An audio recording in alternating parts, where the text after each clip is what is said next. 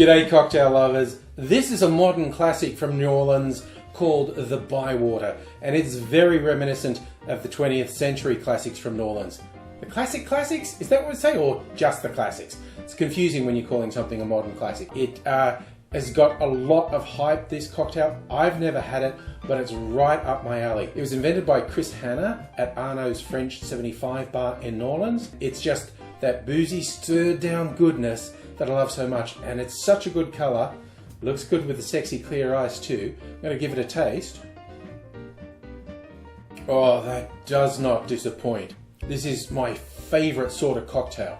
Let me take you through the ingredients. This is a rum-based cocktail that calls for just shy of 2 ounces or 60 mils of an aged rum. I've just arbitrarily gone with this one I have, El Dorado 15. The recommended aging was like a 6 to 10 year aged rum. But I had this, so I used it. It's a good rum. Rum adjacent, it calls for falernum. I'm using the classic John D. Taylor's Velvet Falernum. There are a lot of falernums on the market.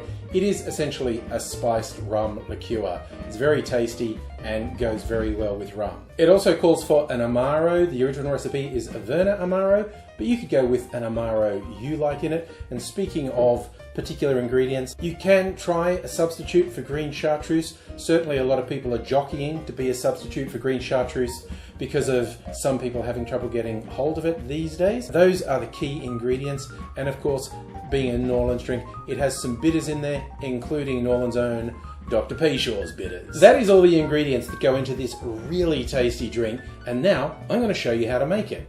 In mixing glass, put about 1 3/4 ounces of aged rum, that's about 52.5 mils.